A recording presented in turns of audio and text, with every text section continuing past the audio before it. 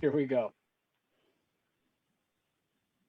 Welcome to Sketchy Ideas, the live point counterpoint video podcast where we illustrate, debate, and explore concepts surrounding leadership, business, and personal achievement in a way that may make you think twice before you implement that new idea you just learned all about on the interwebs. I am Michael Rampolla. And I'm Brad James. And we are your co-hosts for today's episode. Today, we're also excited to welcome a special guest who will help us explore the ways you can humanize your social media approach. But first, speaking of humans, a word from our sponsor. Humans. Hey, it's your business, so you have to be in charge of everything, right? Wrong. Even if the most organized people need help every once in a while. Maybe you don't have the time to keep up with your blog, make branded stuff, keep up with social media. That's okay. Cream City Marketing can help. CCM has seasoned, reliable hands that can relieve your stress around marketing, from crafting awesome content to developing brand strategies and making sales happen for your business. We'll handle all the stress so you can do the rest. Hey, the best way to get a hold of it is to just talk to Nancy. Email Nancy at creamcitymarketing.com. That's Nancy at creamcitymarketing.com. Back over to you, Michael. Thank you. Sketchy Ideas is also powered by Spirity. As a business leader, you are responsible for the success of your organization. And Spirity offers the one application-driven strategic business transformation system that aligns your team and culture to keep everyone executing the right tasks and activities at the right time. As a result, you will optimize organizational behavior, which leads to consistently achieving and exceeding your business objective. So to align your entire organization with that strategic business transformation system, get yourself ready for the next stage of growth and scale. Connect with us at spirity.com. All right. I think that's it. We're ready to go. Today's episode, we are discussing how to put a face behind the post. And to help us do that, we have Laura Kaiser joining us. Laura Kaiser of Engage Social Media and the Wisconsin Tech Council, because Laura doesn't like sleep. She's here to help us walk through how to be more human in our digital lives. With that, let's kick off episode 40. Laura, welcome. Glad to have you joining us. Thank you. Thank you so much for having me. I'm excited. Absolutely. So this whole digital space that we occupy, the social, Brad, what was your line about social not being social?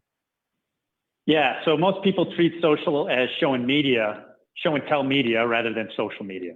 And so Laura, you've been doing this for a while, and you've got some tools that you shared with us and are more than willing to share with everybody else that's watching, because we all hate putting in a ton of work and then not getting any engagement out of all the work we're putting in, right? Yeah. And in fact, that's probably a big problem that you see, right? It is. And I think that people really struggle with the concept of organic media versus paid social media too. People think they need to pay all their posts when really they just need to put more time and effort into organic posts, which are just really heartfelt, natural, tag the people that need to be tagged, tag the companies that need to be tagged. But you're not just literally like, I'm going to tag everybody in the whole world and make sure this goes on everybody's feed. So I really focus on organic social media. So you write about natural, vegan, and environment. No. Composting. No. I mean, really, it's kind of along the same lines, to be honest, because it's natural. It should come from the heart. It should be really heartfelt and very intentional. So for example, if I'm doing a post about this podcast, I would tag Michael, I would tag Brad, I would tag Brian, because he's been integral to all the setup in the background. I would tag maybe any of my friends that I know that have also been on this podcast that might be interested in catching it.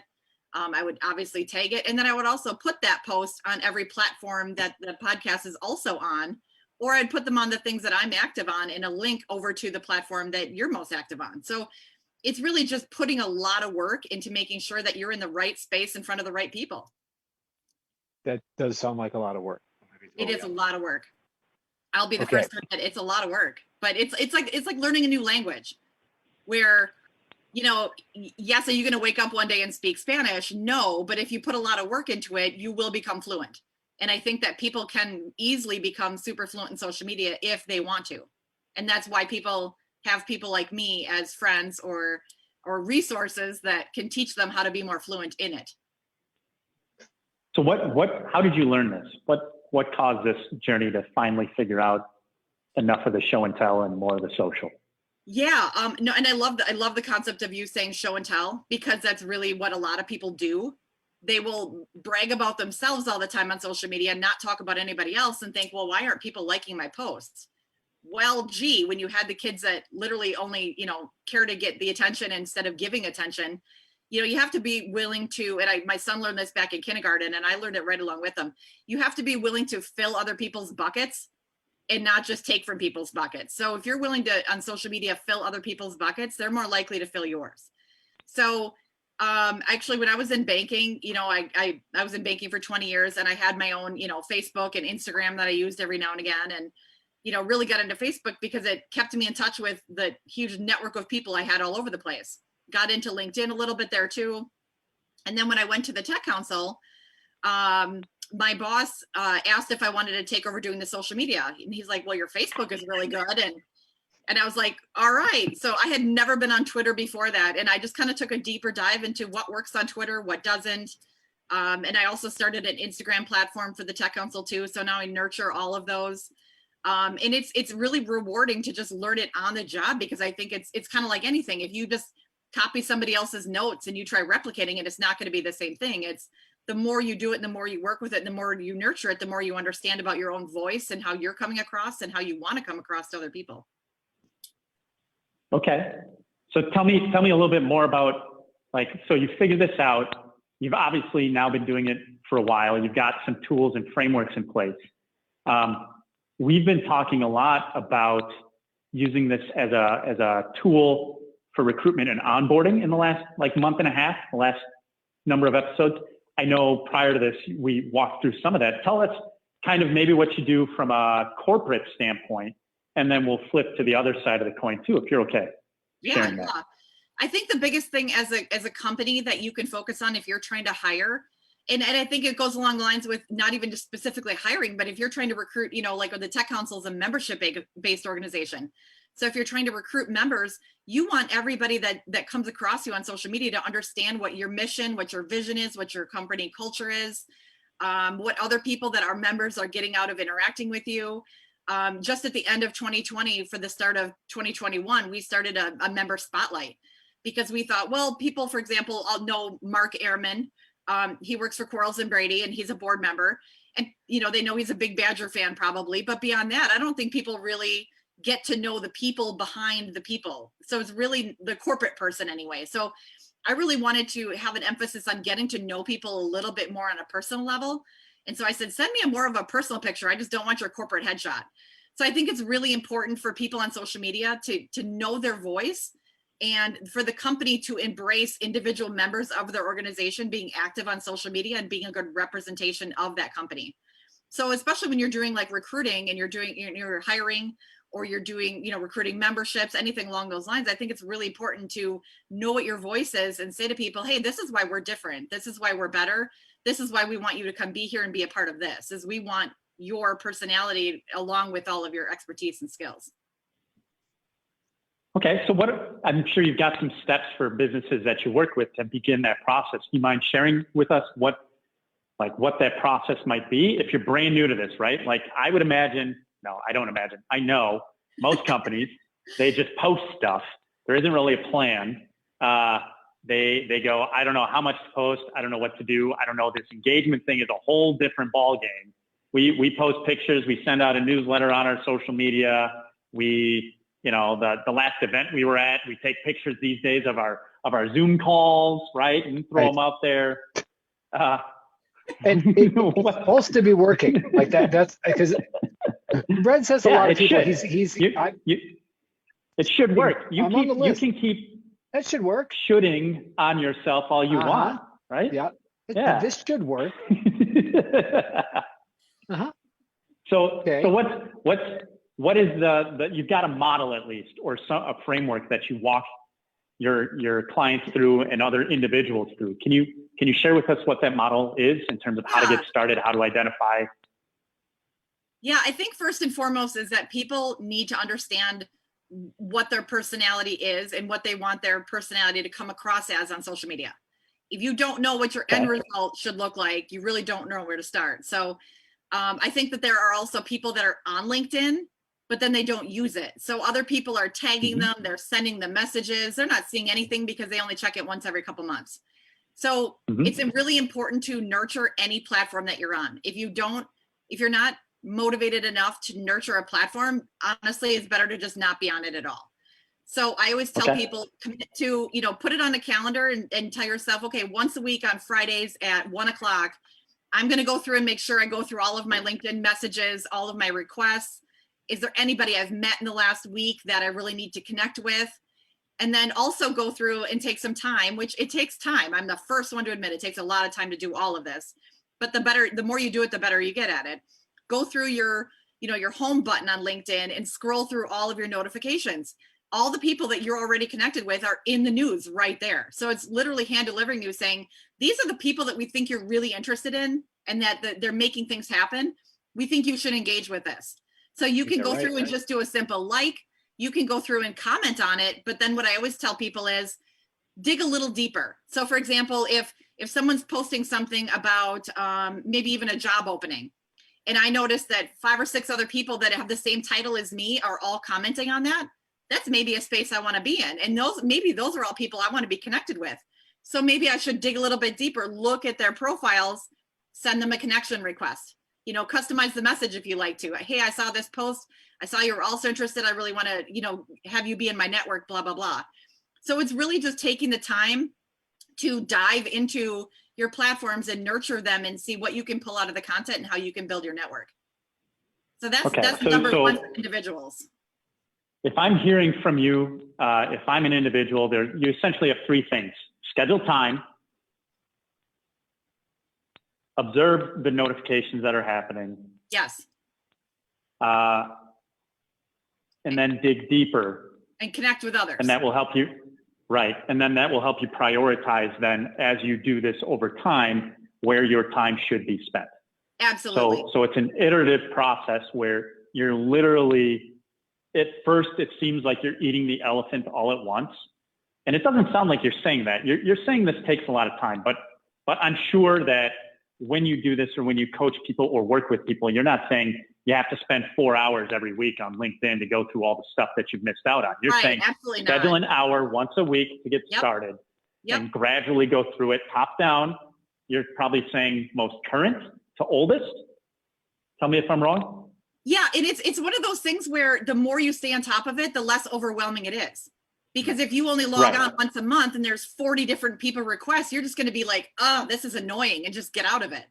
But if you take the time to go through it once a week, then there's only, maybe 5, maybe 10, and you can take that quality time that you have budgeted to really go through and say, is this a person I want to be connected with? Then say it's like, oh, I know this person. I met them at the conference last year. That's cool that they reached out. Then you go onto his profile, look at all of his followers and say, oh, I know this person too. I know this person too. So it really can start to go viral in your own head once you actually kind of budget time. And if 1 hour is too overwhelming, break it down into chunks. On Monday at 4 o'clock, if that seems to be a slow time, go through your member requests. And then, Tuesday for half an hour, go through all your messages and reply back to those. And if they seem overwhelming that you don't like messaging on LinkedIn, email them to yourself. So you can, handle it on whatever platform you want to handle it on. But you can make social media like a smartphone. It can work however you want it to. Okay, so so social media is like doing the dishes is what I'm getting right now. Like if I do them, if I wash them as I go, like no big deal. But if I let the sink fill up, yes, now I'm like there all day, right? Yes. Or I have to outsource it to the dishwasher, right? Exactly. To get me caught back up again. I was thinking it's more like picking up the dog poop, but I like your analogy better. It's like picking up the dog poop in the spring. Yes, in the dog poop in the spring, right? When you've ignored it all winter. Yes. Right. And you're like, And like Many there's my whole analogies. weekend. Many analogies there you could be used for I'm, sure. I'm gonna go dishes. Not that I do the dishes because I have an amazing partner here, but I'm using the metaphor as a concept because if my wife does watch this, she's gonna go, that metaphor doesn't work for you, Michael. I'm gonna say you're Yep. right. Yep. But in general, the metaphor works for others. So I'm gonna use And it. imagine if the dishwasher is full of dirty dishes, you ran out of dish soap, and then now the sink is totally full, and now you've also run out of dishes. And that's when I just like torch my social profiles and say, forget it, I'm going to paper plate. Now think of it, this is literally all because all right, disposables from now on, forget it. We're eating all over the because sink. you just didn't go to the store and go get the dishwasher detergent. So like taking the 15 minutes to go get the dishwasher detergent could solve all of your problems. I'm too busy eating and making more dirty dishes to keep them clean. You can come on. Yeah. I'm too busy consuming. I'm too busy consuming to all right, nurture. Let's hear your analogy, Michael. Let's hear how your metaphor is going to help us connect the dots for this. This is I want to hear this. I want to hear how you pull this one off. Let's hear it. So Mr. Metaphor Man. To eat is to live, right? And we're talking about being social and human and networks and all these other organic human type things. So I think that's an easy and obvious one, right? I mean, I think in this, it is not uncommon to let a small thing become a big thing, right? And, forget one today, tomorrow it's 2, next day it's 3, before you know it, it's 10. And now you're like, do I really need to do that? Even though I committed to it, right? To your point earlier about committing to it, right? You said, right. I need to nurture my network. I need to make a commitment to it. I'm a member of it. I need to give into it because it's giving me back, right?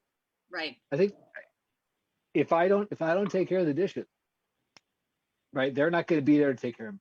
And you don't want your teenager doing your social media for you. So. See. There you go. Well done. I want to go back to, because we've only got about 10 minutes left, and I want to make sure that we get to this point. So if you're talking a lot about engagement, right?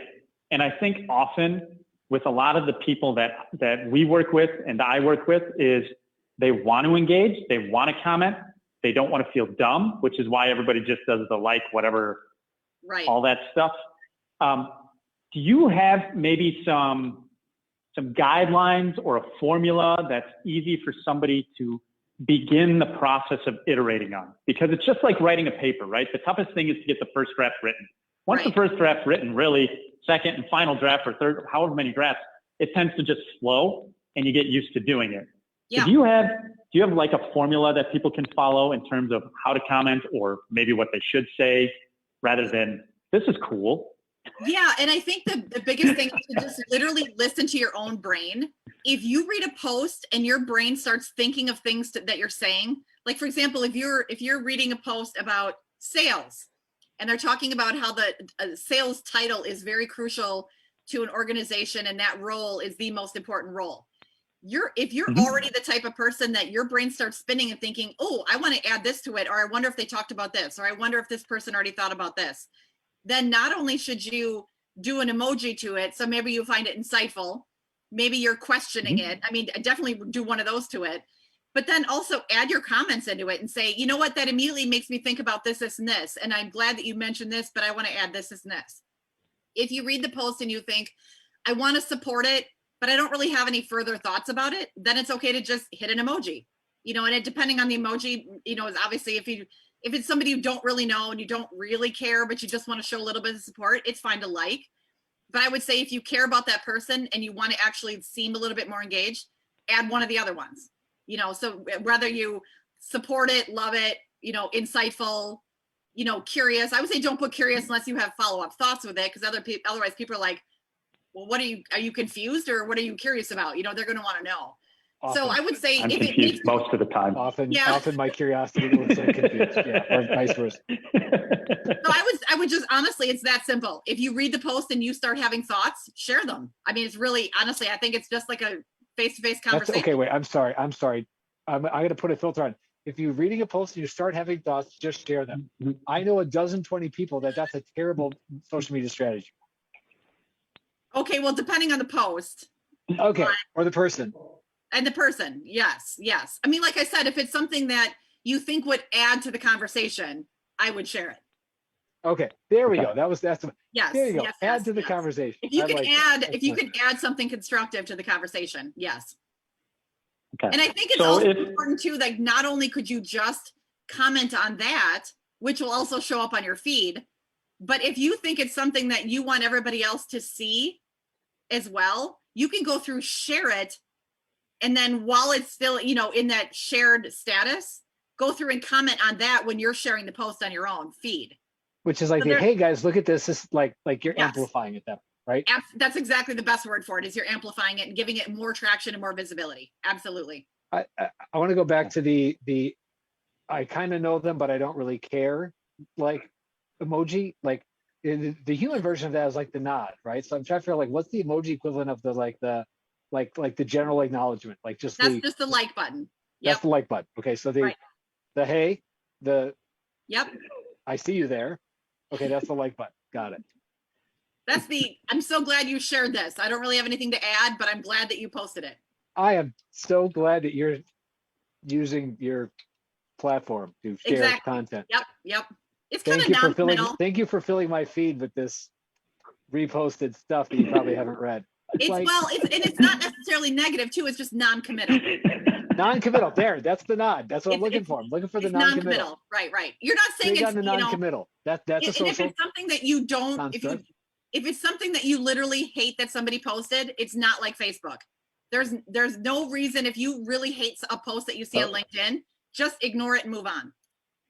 So we're talking LinkedIn about with most of this, which is great. So because that's all right. Yeah, that's perfect. Just so everybody understands, like, I'm assuming, Laura, tell me if I'm incorrect, most of these tools and these formulas you're talking about works on LinkedIn. Facebook's a whole different ballgame.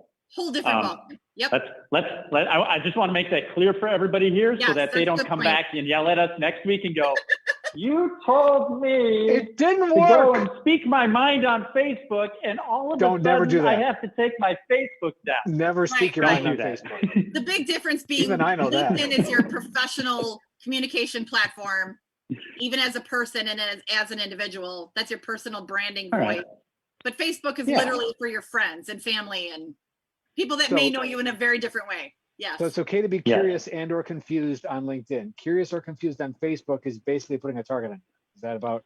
Yeah. Is that about right? That sounds about right. All right.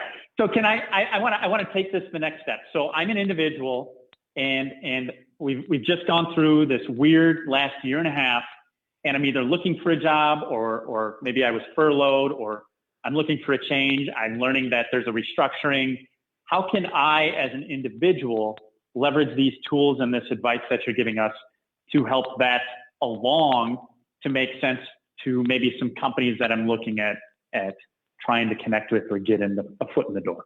Yeah. Number one is to build your network. So the old school rule with LinkedIn used to be like Facebook, where if you didn't know somebody, you didn't accept a request. That is not the case anymore. So if there's a business purpose for you needing to know someone or being connected with them, feel free to reach out and just say, I'd love to be connected, because I think the biggest thing that a lot of people do lately is they'll look for organizations that they want to work for, and they'll reach out and connect with people that actually work there. And it doesn't just have to be the HR manager.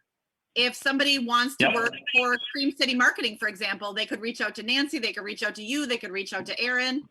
And it doesn't necessarily have to be the hiring manager, but they can reach out, develop a connection with somebody that works there and say, what's it like to work there?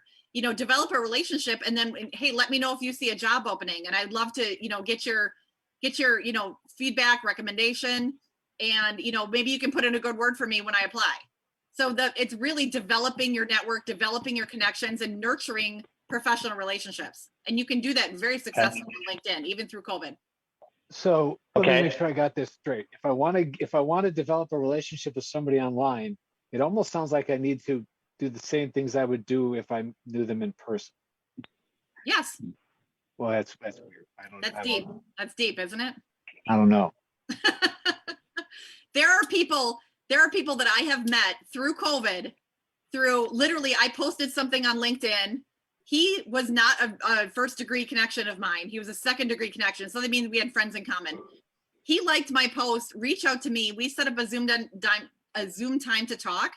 And now we're literally like virtual BFFs. We've hung out a couple times. We're going golfing tomorrow.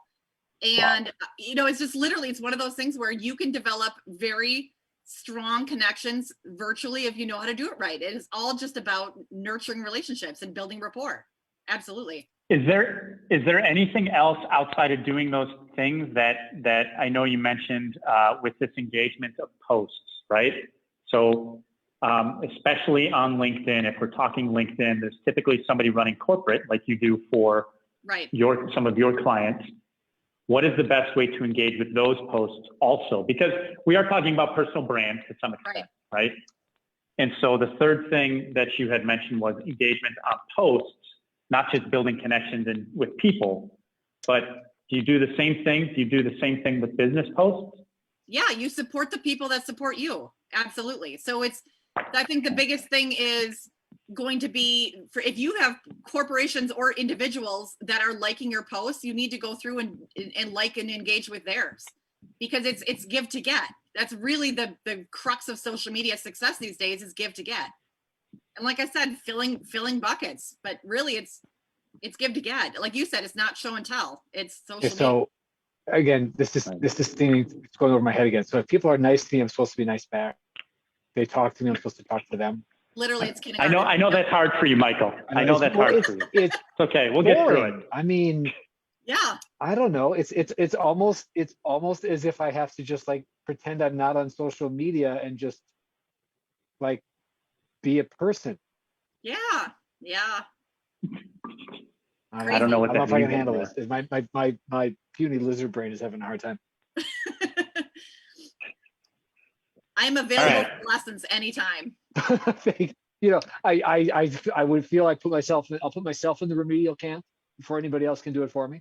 Well, the other interesting thing about social media is that a lot of times people are very strong business people, but they don't know how to promote themselves, or they're uncomfortable promoting themselves, and people just kind of have to get over that or hire social media. Well, you're reclassifying promotion. You're reclassifying promotion a little bit here. And I think that's something that would be interesting to explore further, because I think you're right. Promotion, for most people, believe that it's show and tell, and still to this day believe that that's show and tell, rather than just trying to leverage the tool to create conversations the same way they would if they were face-to-face or on the phone or in a group of people or in a classroom or out at a restaurant or grabbing drinks, whatever it is. And that's part of the reason why I want to make sure people understand this, that especially if you're one of those people who are speaking to right now, who's looking for a change in your professional life or a change in your life in general, and you're trying to explore. Right. The biggest idea is you'd probably go out and you'd probably look to meet people. Absolutely. Unless you're an introvert. Even if you're an introvert, you should be rocking it out right now, because you can hide behind a screen. And then develop a relationship. Develop a relationship doesn't just mean I spam people with messages saying I'm looking for a job, or I'm looking for a change, or will you hire me, or are you hiring? It's, hey, I came across you. I thought this one thing was really interesting that you posted. I also have some thoughts. Would you be open to having a further conversation about it? Absolutely. Absolutely. Right? So, and then the third thing is with businesses, right? Is that if you're commenting on the business of maybe somebody you're trying to build a relationship with, support them. Yes. Just be careful of the words you put out there. I have taken the lesson that I learned from my math teacher back in high school. He used to have he had quotes above the whiteboard. And that's why this is interesting for me, because that quote says, "It is better to remain silent and thoughtful than to speak and remove all doubt." And I think when you're talking about supporting others, I think that's a big thing. So I think based on what you said, if you're building a relationship, you don't tear people down in public. Absolutely. Right? You have a disagreement. Go, hey, I saw this post. I'm interested in hearing more, all that good stuff. Well, here's another good example. So I got connected through COVID with a woman named Vicky Franchino, who's an amazing writer. And she and I did like a little video podcast interview. She turned it into this huge written piece, and I got really excited to share it because I wanted to promote her. And I've already gotten her a freelance writing gig out of it. So it's one of those things where you can promote yourself right along in conjunction with promoting other people that are promoting you. And that's exactly what social media should be about. So let me help in the reframe of the promotion, because I'm taking away from what you guys are saying. So I'm saying to promote, be interesting and be interested. So I think that is a different way to think about it, because if I'm interested in what you're doing, I'm going to be engaged. And if I'm interesting, right, I'm inviting people in to be engaged with me as well. That's the kind of promotion that works. Probably, if I'm hearing this right, that's the kind of promotion that works well in this space when there is a level of abstraction. I have to give reason to people to come over and look over here, not in a look at me way, but in a look at this kind of way. Well, the other thing is to be really important, and I know we probably need to wrap up pretty soon, but the other thing that people need to embrace is that they don't need to be interesting. People already are interesting. They just have to tap into what makes them unique and different, because everybody's completely different. Everybody's skills and talents are different than everybody else's. Everybody is interesting already. You just need to be willing to tap into that and share it. And we bring it back around to being human. All done. And that's what I'm good at. Nailed it. Yeah. So if people want to find out more, if people want to find out more about your business, where should they go? They can go to engagesm.com, which is my website for Engage Social Media, or they can reach out on LinkedIn. I love connecting with people on LinkedIn. All right. Got that stuff. So you heard it. Yep. Engagesm.com, correct? Absolutely. Yep. All right. Cool. All right. So thank you very much for grabbing us. I know we got to get going, but before we go, I want to tout Michael's still fundraising for Girls on the Run. Go to spirity.com/giveback/Michael.